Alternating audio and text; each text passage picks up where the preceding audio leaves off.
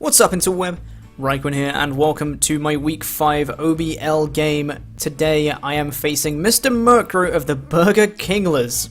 Great team name. I've heard stories about Murk being a very good battler. I haven't played him myself before, but I've heard that he's quite the battler, so wasn't looking forward to this game going into it. But we're here in Week 5. He's undefeated so far in the season. He's 4-0, and we are 2-2. So let's see if we can make that 3-2 and we can give him his first loss of the season, shall we? So the teams going into it: Nidoqueens, Park Rangers. My team is Mega Latios, Heatran, Azumarill, Azelf, Donphan, Conkeldurr, Braviary, Meloetta, Drapion, Leavanny, Rotom, Frost, and Go-Go. And the Burger Kinglers could potentially call upon Victini, Keldeo, Tyranitar, Salamence, Porygon 2, Doublade, Tangrowth, Slowking, Jolteon, Mega Ordino, Sandslash, and Rufflet. So, his potential bulk is actually disgusting. Having Porygon 2, Tangrowth, Slowking as a regen core, and then Mega Ordino, ew, with potential wish passing into Sandslash, cool. Wish passing into a mon like Tyranitar that can be very bulky, ew.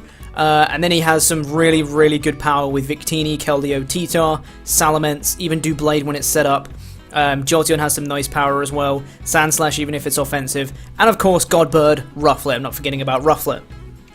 So some spooky dooky threats, but let's go over the team that I've brought to this game to try and counter that. And first one we have is Old Nose the Conkeldurr holding the Assault Vest with Guts, 152 in HP, max attack, and 104 in speed with a Jolly Nature, Drain Punch, Knockoff, Ice Punch, and Poison Jab. The reason I gone with a Jolly Nature on this thing is because I wanted a bit more bulk investment, and having an Adamant Nature wasn't as crucial for this week. I don't have Mach Punch for priority, because I felt like I didn't really need it all that much. I've got Drain Punch to hit the Tyranitar and the P2 respectively, and enough speed investment to outspeed a uninvested Sandslash? Yeah, which is he has quite weird speed tiers, in that he has Jolteon at 130, Keldeo at 108, Victini at 100, Salamence at 100, and then it just drops to Sandslash at 65. So what I've done is enough speed to outspeed an uninvested Sandslash. So I should be outspeeding all his slower mons, so Titar, Porygon 2, Doublade, Tangrowth, Slowking, Mega Ordino, Sandslash, and Rufflet, if they're uninvested in speed. Of course, if they're an offensive variant, for mons like Titar or Rufflet, of course I won't be outspeeding them, but if they're uninvested in speed, then Conk can outspeed them, which is why I didn't really need Mach Punch, I didn't feel, because Tyranitar will not be able to knock me out in one hit. I resist both of its stabs, and then I can just Drain Punch and get all my health back, so that would be nice.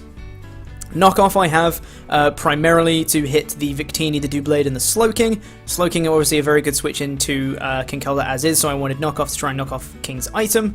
Ice Punch for the Salamence mainly, also hitting the Sandslash and the Rufflet as well, and then Poison Jab for the Mega Ordino. Because it's always nice to have things to hit Mega Ordino, otherwise it just completely walls you out. So that's AV Conk, hopefully trying to get a Snagger Cheeky Scold burn off the Slowking, and then maybe get a Guts boost, that would be nice. But that's Conkeldurr. Next one I have is Whipsade Sick Mum, the Azumarill, holding the Choice Band with huge power, 124 in HP, max attack, and 132 in speed with an Adamant Nature, Play Rough, Waterfall, Aqua Jet, and Knockoff. This Azumarill has enough speed investment again to outspeed an uninvested Sandslash, but this allows me to run an Adamant Nature instead, which is very nice. Play Rough hitting the Keldeo, Tyranitar, and the Salamence, Waterfall hitting the Victini and the Sandslash, Knockoff hitting the Doublade and the Slowking, and of course Aqua Jet for nice priority to knock out a potentially weakened Victini, and just general nice priority for things if they want to be picked off. Banded Aqua Jet is still pretty damn powerful. So yeah, that is the Banded Azumarill. Next up, we have Unbelievable, the Leavanny, holding the Focus Sash with Overcoat, 52 in HP, max special attack, and 204 in speed with a Timid Nature, with Sticky Web, Energy Ball, HP Ice, and Bug Buzz. This guy is here to get up webs. Obviously it's going to be my lead. I want to get up webs because his forms of hazard removal are Sandslash and Salamence, which is why I have Energy Ball and Hidden Power Ice. I can beat both of the spinners. I can beat both of the hazard removal if he wants to bring it in directly against the Leavanny. I can hit them up with a super effective move as they attempt to get rid of said hazard, if that's the way it plays. So I've got the hazards, and I've got a move to hit the hazard removal.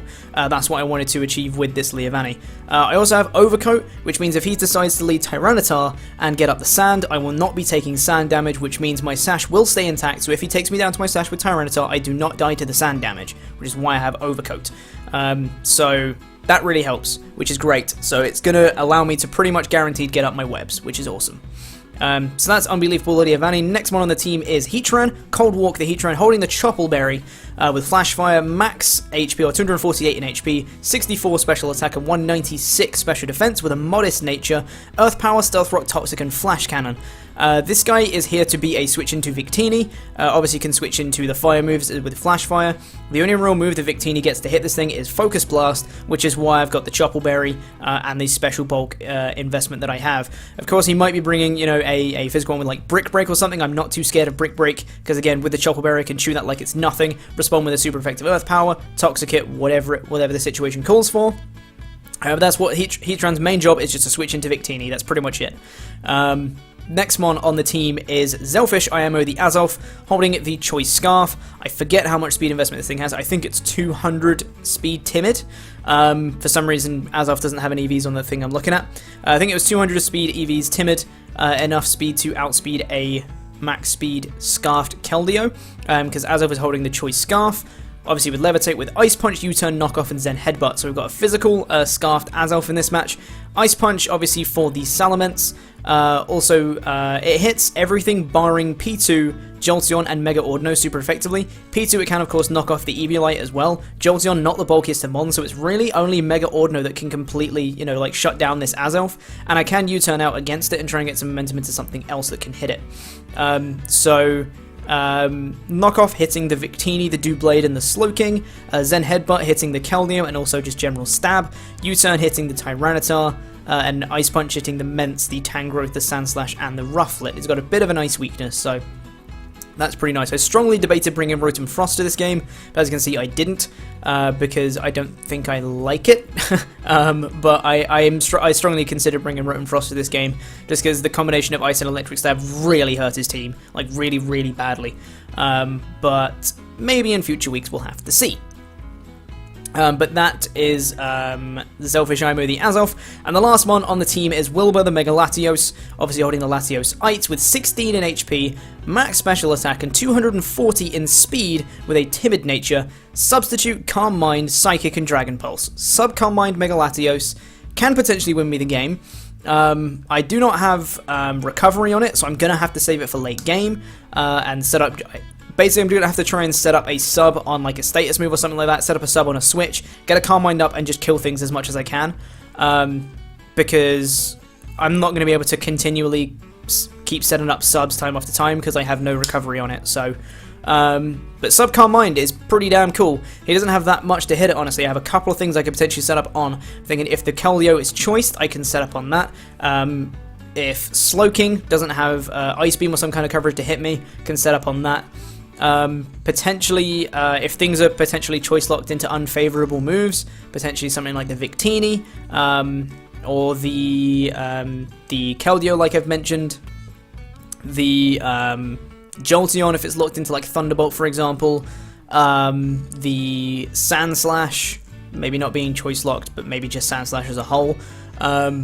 And yeah, that's pretty much it. I was looking to try and set up on something that couldn't really do too much to me, especially if I get up a couple of Calm Minds. There's not many things that can do that much to me, because Victini can hit me with a U-turn, but if I'm behind a sub, obviously it'll break it, but it won't do that much damage. Keldeo, if I get up some Calm Minds, it really cannot touch me. Secret Sword does not do that much.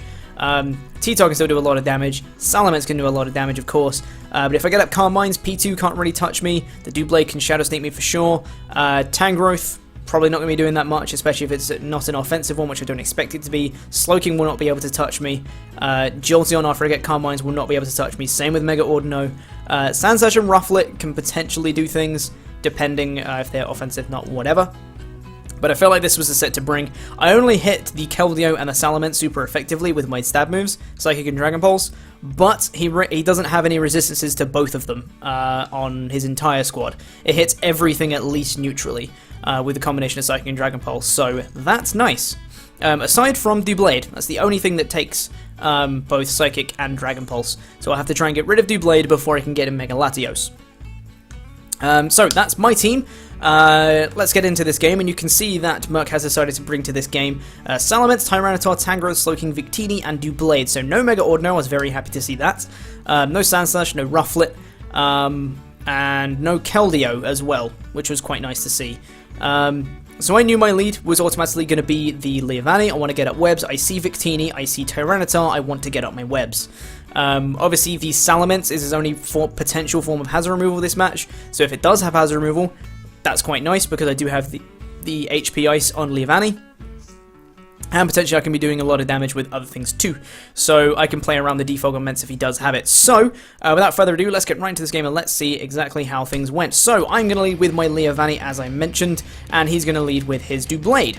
I'm just going to get up webs. I didn't really fear him setting up Swords Dances because I know my Azumarill can take a +6 Shadow Sneak and hit him with a big old knockoff. He's just going to go for an Iron Head, do just over half. Then I'm going to switch out to Heatran, not fearing the Sacred Sword because I do have the Chople Berry. Now he's going to switch out, fearing the Fire move and go into his Slowking, but I am going to take this opportunity to get up my Stealth Rocks, which is very nice for Victini and for the Mence. If Mence does not have Defog, those are there to stay, and that's great. Now I'm going to go back into Leavanny. It's kind of done his job as he reveals the Thunder Wave.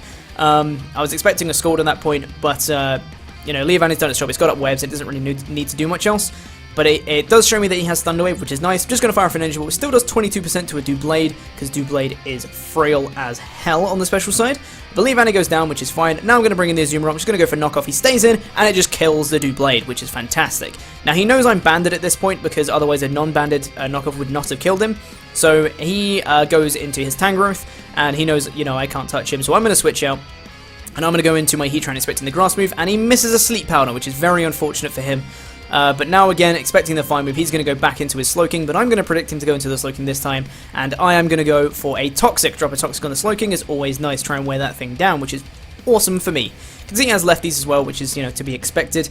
Now I'm going to switch out again, and I'm going to go into my Conkeldurr, trying to be a bit cheeky, trying to go for the Scald Burn to give me the Guts boost, but he goes for the Psyshock, and does a very nice amount of damage to my Conk. Now I do want to try and keep this thing around, but he's going to switch out into his Tangrowth, as I believe I just go for a knockoff here, just trying to get massive damage off on the Slowking, and he switches out into his physically defensive Tangrowth with the Rocky Helmet, so I get rid of that, which is nice. Now I'm just going to go for a Drain Punch, figure like it was my best play, just to try and get some HP back on Conk, and he's going to miss another Sleep Powder, which is very unfortunate for him, but not much you can really do about that.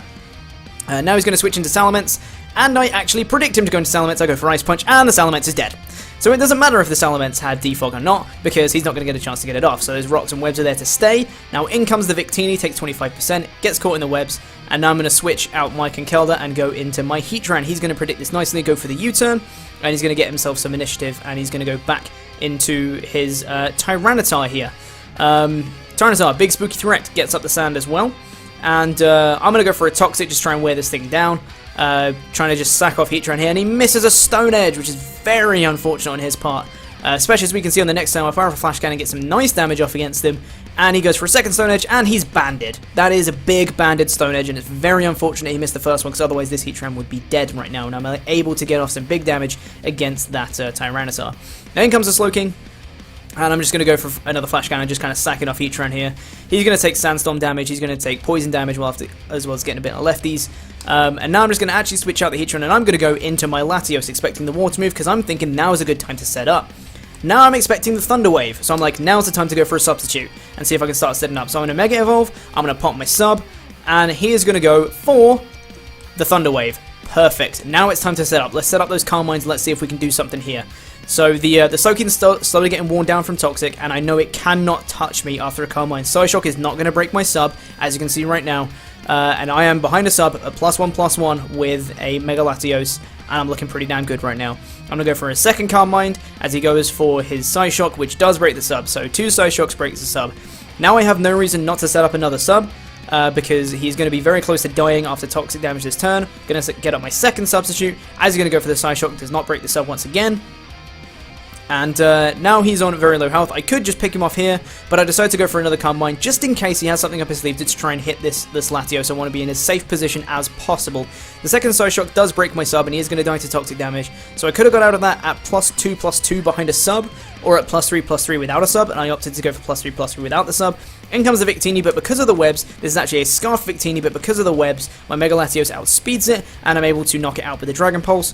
In comes the Tangrowth, and we've seen this is physically defensive with a Rocky Helmet, so I'm just able to go for a Psychic, knock out the Tangrowth, which is fantastic, and his last mon is Tyranitar, which comes in on the rocks, goes down to a very low amount of health, and he's on Toxic as well, sets up the sand, but Mega Latios is able to outspeed him, go for a Dragon Pulse, and knock out the Tyranitar, and that is a 5-0 victory for the Nidoqueens Park Rangers against the Burger Kinglers and Mr. Murkrow. So that was pretty unfortunate for Murk. Missing 2 Sleep Powders and a Stone Edge, not the greatest of things, especially because that was a banded Stone Edge.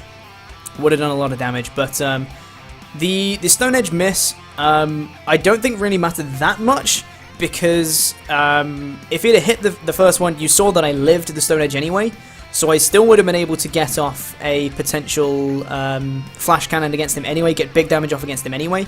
It just would have meant that Heatran would have gone down and potentially changed it to a 4-0. But generally, I think the plays would have mostly been the same.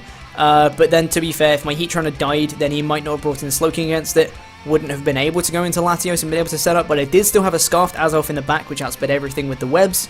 I did still have my Banded Azumarill with Aqua Jet, and everything was very slowly getting in range from Aqua Jet anyway, especially the T-Tar, the Victini, things like that. So I felt like I still potentially could have won it anyway, even if he hadn't missed that, but it probably just made it a lot easier for me and made it a 5-0 instead of potentially, 4-0, 3-0, 2-0 maybe, depending on how things went. But with that said, that is OBL Week 5. We take a 5-0 victory, which means we're now 3-2 with a +12 differential, and that's pretty nuts. I'm very happy with that differential. The games we've won, the 3 games we've won, were a 6-0, 5-0, 5-0, and then the ones we've lost are 3-0 and 1-0. So when we win big, and when we lose, it's not by much. So that's pretty nice to have. So we are 3-2 with a +12 differential right now, so I'm pretty happy about that. So next week is going to be a good one, because next week we are playing the replacement coach for Eric Ashton Akai, and his name is Jedi Cardet and his Western Weezings. And Jedi, if anyone knows Jedi, is the meme master himself when it comes to League battling, and I quite like my meme sets, so we have made a gentleman's agreement to make the Week 6 match a meme fest, basically. So we shall be bringing the finest of memes to our Week 6 match, so look forward to that. It should be great fun. Jedi is a very good friend of mine, so it should be really, really good. I'm really looking forward to that. So keep your eyes peeled for that one for Week 6. Should be good fun. But with that said, that's going to be OBL Week 5. Thank you very much for watching. If you did enjoy, please make sure to leave a like. You'll find links below in the description to Murk as well. Make sure to go check his videos out, etc. Drop him a sub if you like his content. But with that said, that's going to wrap up OBL Week 5. Thank you very much for watching, and hopefully I'll see you guys sometime soon. Toodaloo.